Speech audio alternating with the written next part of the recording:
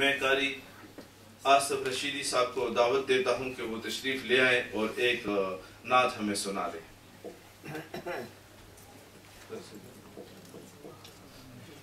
جی بعد میں ہو جائے گا, ٹھیک ہے, بیان کے بعد ہو جائے گا. اب حضرت علامہ صاحب تشریف لے آئیں اور انشاءاللہ بیان شروع ہو جائے. تو میں حضرت سے یہ درخواست کرتا ہوں کہ پنجابی اور سریکی میں بھی حضرت تھوڑا تھوڑا سمجھانے کی کوشش کر لیں, اس لیے کہ ہمارے مولانا ابراہیم صاحب نے کہا کہتے ہیں کہ آج سے تقریباً 20-22 سال پہلے میں نے مولانا کا سریکی زبان میں بیان سنا تھا اور بہت بہترین انداز پہ مولانا کی تقریر ہوئی تھی. تو اس لیے ہماری یہ گزارش ہے کہ حضرت پنجابی اور سریکی زبان جو ہے اس میں بھی انشاءاللہ لوگ سمجھیں گے, مولانا سمجھانے کی کوشش. ماشاءاللہ ماشاءاللہ سبحان اللہ. ایسی بات ہے جیسے لوگ ویسی بات ہے. اچھا ٹھیک ہے, اردو میں ہوگا جیسے ہو, ٹھیک ہے جیسے ہو, اپنے جلسے کو بے ذوق نہ کریں. اچھا ٹھیک ہے, ٹھیک ہے, جیسے آپ انداز.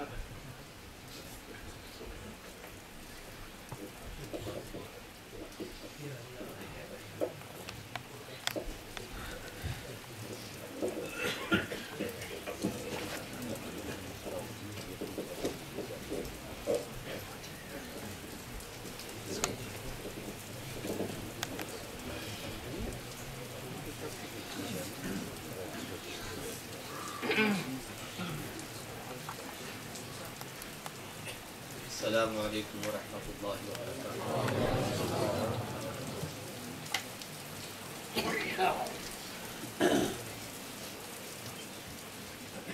الحمد للہ رب العالمین والصلاة والسلام علی سید المرسلین وعلی آلہ واصحابہ الطیبین الطاہرین. اما بعد, اعوذ باللہ من الشیطان الرجیم. بسم اللہ الرحمن الرحیم. الف لام میم ذالک الکتاب لا ریب فیہ ھدی للمتقین الذین یؤمنون بالغیب ویقیمون الصلاة ومما رزقناہم ينفقون والذین یؤمنون بما انزل الیک وما انزل من قبلک وبالآخرة هم يوقنون أولئك على هدى من ربهم وأولئك هم المفلحون. قال النبي صلى الله عليه وسلم خيركم من تعلم القرآن وعلمه. وقال رسول الله صلى الله عليه وسلم القرآن حجة لك أو عليك. وقال رسول الله صلى الله عليه وسلم أيها الناس تعلموا العلم وعلموه الناس, تعلموا الفرائض وعلموها الناس, تعلموا القرآن وعلموه الناس. إني امرؤ مقبوض ويقبض العلم بقبض العلماء. صدق اللہ العظیم و صدق رسولہ النبی الکریم. سب حضرات محبت کے ساتھ درود پاک پڑھ لیں. اللہم صلی علی محمد وعلی آل محمد کما صلیت علی ابراہیم وعلی آل ابراہیم انک حمید مجید. اللہم بارک علی محمد وعلی آل محمد کما بارکت علی ابراہیم وعلی آل ابراہیم انک حمید مجید.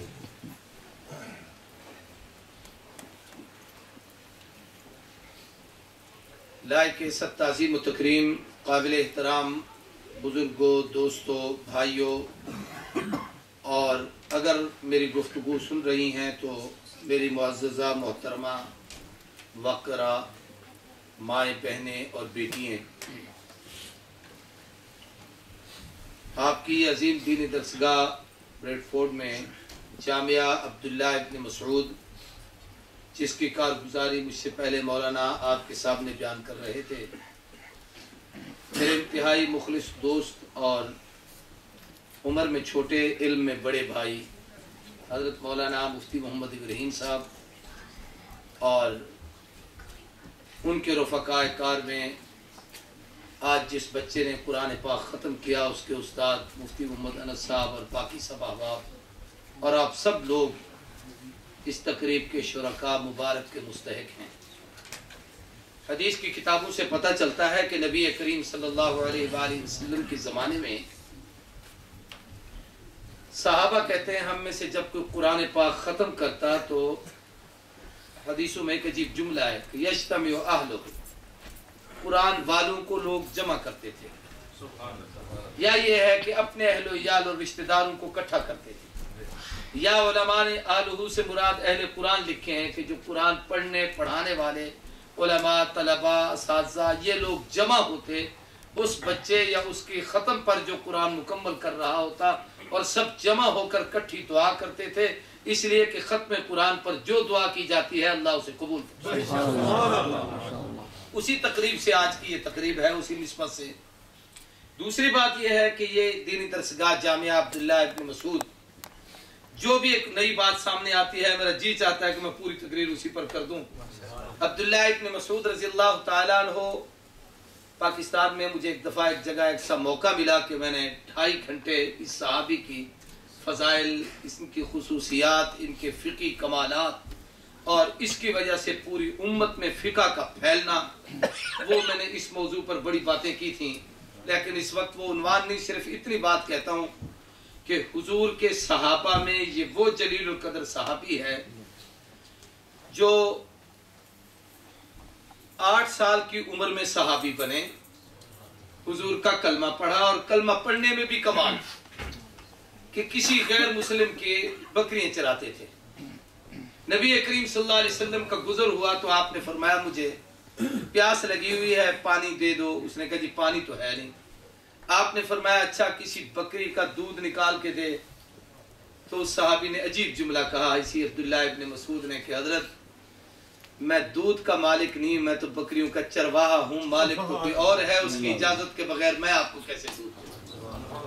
میں کہتا ہوں جو زمانے کفر میں اتنا دیانتدار ہو، اسلام لانے کے بعد نبی کی شریعت میں وہ کبھی مذاق نہیں کر سکتا۔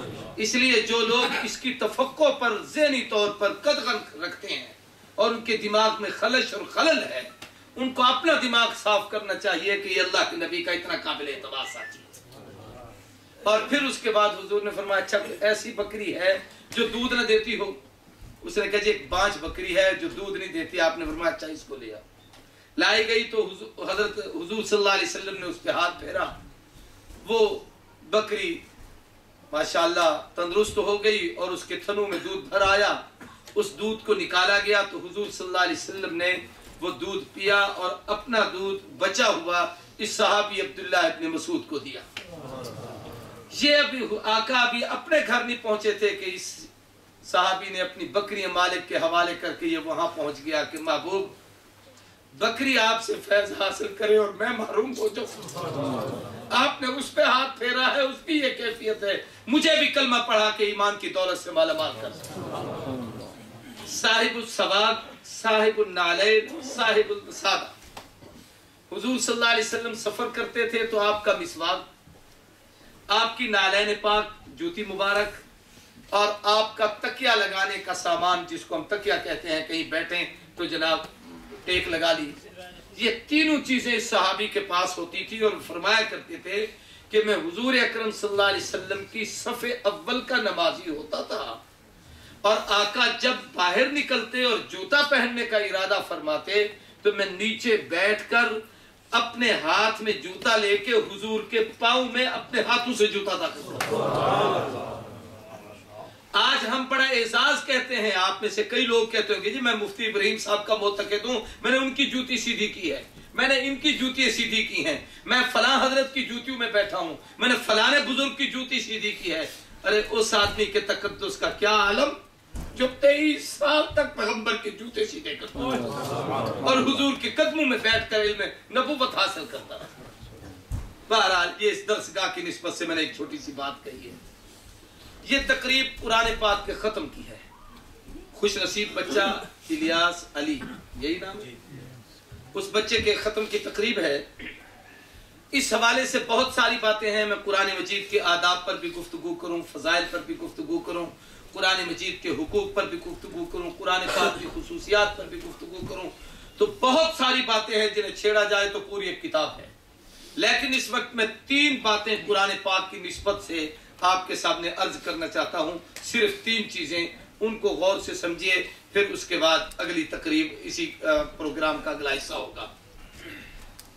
कुरान पाक की 3 ऐसी खुसूसियतें जो पहली आसमानों में किसी में नहीं है। यूं तो बहुत सारी हैं, मैं उनमें से सिर्फ 3 अर्ज करना चाहता हूं। सबसे पहली ये है कि ये कलाम खुदा है। दूसरी खुसूसियत ये है कि ये सीरत मुस्तफ़ा है, और तीसरी खुसूसियत ये है कि ये किताब खुदा है। ये मेरे लफ्ज 3 याद कर लो। मैं इन 3 बातों को 2-2, 4-4 मिनट में खोलूंगा, घड़ी पर मेरी नजर है। इंशाल्लाह मैं जो इन वक्त मुझे दिया है उसी में मैं अपनी बात को मुकम्मल कर दूंगा। कलाम खुदा, सीरत मुस्तफ़ा, किताब खुदा। सबसे पहली खुसूसियत यह है कि अल्लाह का कलाम है। जितनी आसमानी किताबें उतरी हैं उनमें से सारी किताबें किताब है और कुरान कलाम है। किताब और कलाम में फर्क यह है, किताब कहते हैं जिसको लिखा जाए, कलाम कहते हैं जिसको बोला जाए। मैं गुफ्तगू कर रहा हूं तो ये मेरा कलाम है, और अगर कोई चीज मैं लिख कर आपको दे दूं तो वो मेरी लिखी हुई चीज किताब है। तौरात लिखी हुई किताब आसमान से उतरी, इंजील लिखी हुई किताब आसमान से उतरी, ज़बूर लिखी हुई किताब आसमान से उतरी। और लेकिन कुरान मजीद किताब नहीं, ये रब का कलाम है कि अल्लाह की वो मुक़द्दस ज़ात कमा हुआ यलीकु बिशान ही, जैसे उसकी शान है, उसकी पाक जबान से उसने जब तकल्लुम किया, अल्लाह जब बोले हैं, अल्लाह की पाक जबान से जो कलमे जाहिर हुए हैं उनका नाम कुरान मजीद है। अल्लाह ने उसका तकल्लुम फरमाया है, तो कुरान रब का कलाम है। और ये याद रखो, कलाम मुतकल्लिम की सिफत होती है। जो मैं कहूं वो मेरी सिफत है, जो मौलाना कहें वो इनकी सिफत है, जो मुफ्ती साहब कहें वो उनकी सिफत है, यानी उसी का हिस्सा होता है। तो कुरान रब की सिफत है, अल्लाह का कलाम है। क्या मतलब कि जो सिफत रब की है वही सिफत अल्लाह ने अपने कलाम में जाहिर की है कि अल्लाह कदीम है, कुरान कलाम कदीम है।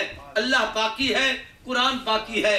अल्लाह हमेशा है, कलाम हमेशा है। अल्लाह को फना नहीं, उसके कलाम को फना नहीं। और शायद यही निस्बत है, चूंकि ये रब का कलाम है, रब के अंदर से बाहर निकला है। और आदमी जब बोलता है तो जो कुछ अंदर होता है वही कुछ बाहर आता है। मिसाल के तौर पर आप किसी से गुफ्तगू करें, एक डॉक्टर बोलेगा तो वो अपने फन की बातें जबान से बाहर लाएगा, वकील बोलेगा वकालत की गुफ्तगू करेगा, आलिम बोलेगा इल्म की बातें लाएगा, मुफ्ती बोलेगा फतवे की बातें जाहिर करेगा।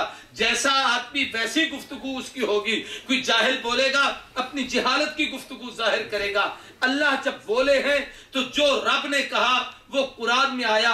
अब अल्लाह ने कहा क्या, कुरान में आया क्या, इसको अगर इस जाविये से देख लें तो शायद आपको ये बात आसानी से समझ आ जाएगी कि अल्लाह तबारक व तआला मजीद है। जब रब बोले हैं तो कुरान मजीद बना है। अल्लाह करीम है, वो जब बोल पड़े हैं तो कुरान करीब हो गया है।